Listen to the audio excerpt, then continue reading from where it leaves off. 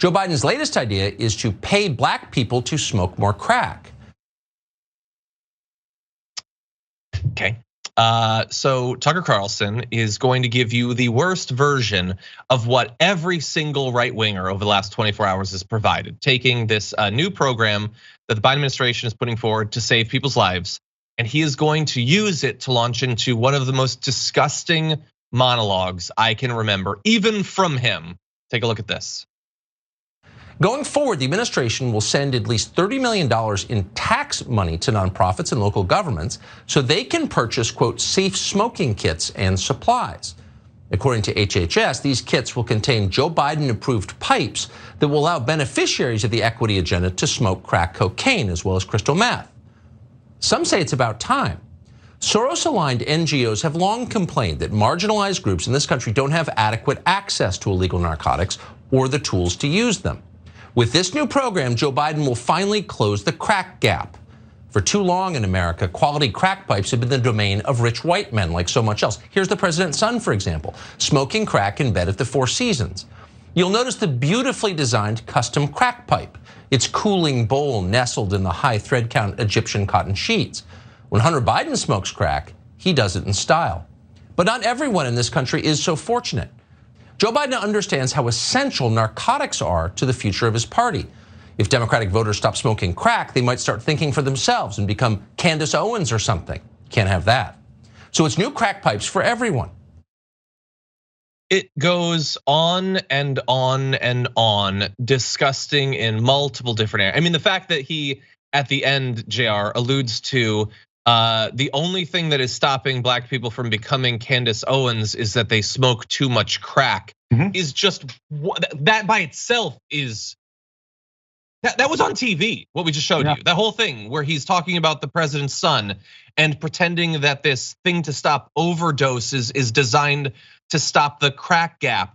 That is one of the most disgustingly racist things I've seen in literally my entire life, JR.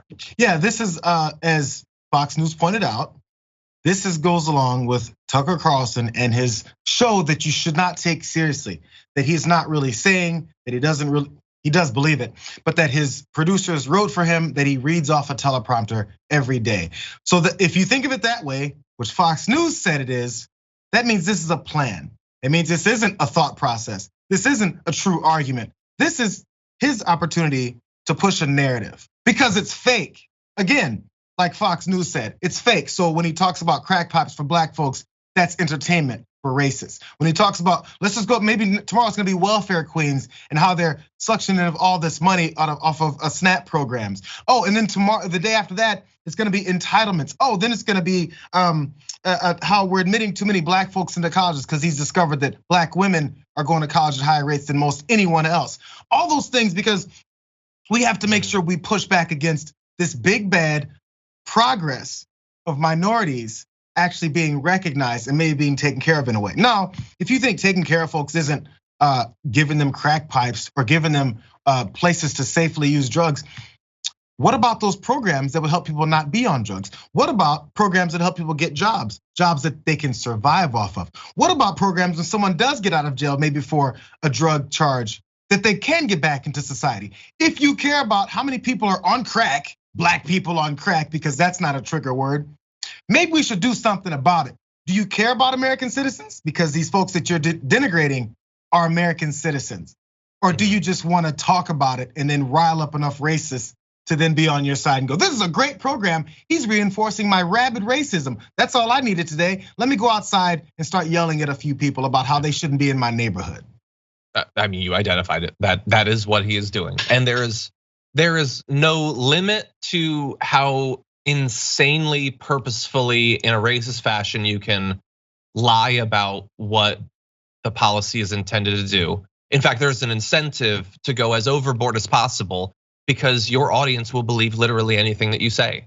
And they want to believe the craziest thing ever, especially if you make the topic about black Americans. They want to believe the worst possible things that you can say, and so he does it. And so you might be watching that thinking, well, okay, I mean, look, I'm a lefty, but it does seem weird to spend $30 million to just distribute crack pipes so people can smoke crack. Yeah, because that's not what they're doing. That's insane. Some of the money will go to safe smoking kits that have been approved and like studies have shown that they are going to stop people from dying. It is part of a process that transitions people out of addiction. It is not designed to increase the amount of crack that they smoke.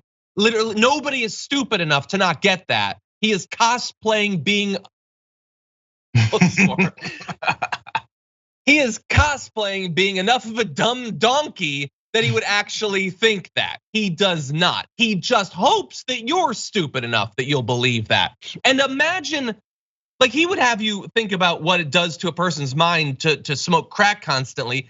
Think about it, what it does to a person's mind to listen to an hour of that every night. That, like you say the craziest things imaginable in a really bored, slack-faced way, that will rot a brain every bit as fast as crack. Here is what the program actually does.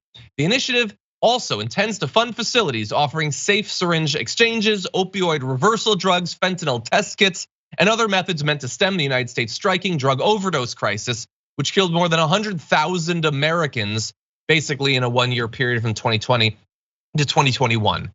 That he took like the smallest part of it, which again has a very legitimate demonstrated use, pretends the entire thing is about that, and then will go on to say, why isn't he doing anything to help people who are overdosing from opioids when he's literally doing that?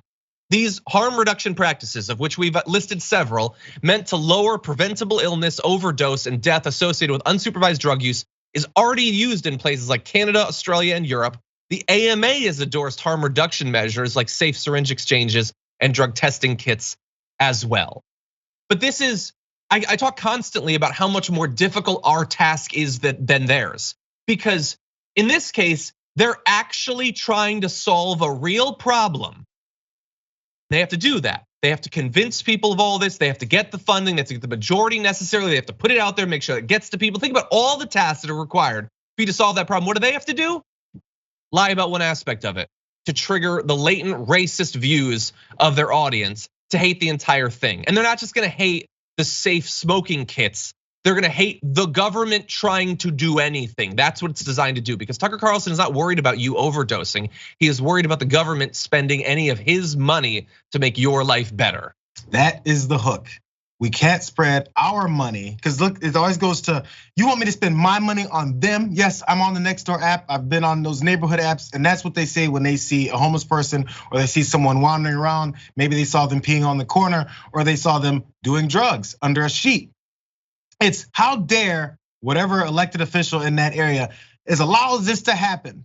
Now, I mentioned this before. I went to University of Southern California, very rich institution in the middle of Los Angeles, full of a bunch of rich kids. I've seen drug use. You know, the first time I saw drug use was? It wasn't when I was living in Detroit, downtown Detroit. It wasn't there when I was a teenager. It was when I moved out to California and I went to this higher level of institution of learning, and I had classmates, I had friends, I had acquaintances. I've seen drug use. That's the first time I saw it. And you know what happened to all of them? They graduated. Some of them dropped out.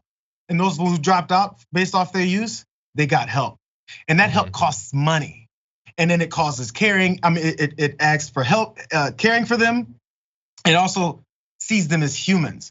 So if we're gonna differentiate between who's on drugs, who's the crackhead, and who's the troubled youth, that's something I guess Tucker Carlson and people like him are the ones that can determine this type of thing. But if it's the wrong skin color or the wrong socioeconomic path that they've been on, oh, they're just garbage people and we gotta throw them away. And I can't believe we're spending my money on them. Yeah, 100%. Yeah, how much cocaine has gone into that waxy slack face of Tucker Carlson's? How many people has he been around that have a similar skin tone as him that he's seen do drugs? Doesn't have a problem with that. Is he calling up Don Jr. to talk him through his obvious problems? Kind of doubt it. No, instead he brings up Biden's son, and he's like, "Look at this. Don't pay attention to any of the stuff Biden is trying to do to help these people. He's got a son who's a crackhead." Here's an idea, and I'm gonna send this out to the right-wing Christians watching Tucker Carlson. Maybe the experience of having a son addicted to drugs makes Biden worry more about the addicted. Maybe that is why he wants to help them.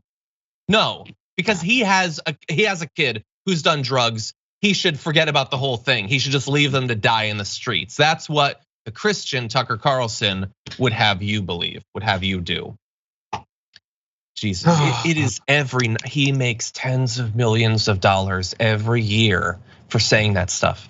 There have been over the past couple decades parodies of insane, like, proto-fascist right-wing media. None of it can match what Tucker Carlson does every single night on his program. Give me your V for Vendettas, give me whatever parody you want. This is worse than any of that. For more political news breakdowns, interviews, stories of activism, and me trying my hardest to care about the occasional big celebrity news story, subscribe to our YouTube channel at youtube.com/thedamagereport. And you can ring the bell wherever it is so you don't miss anything.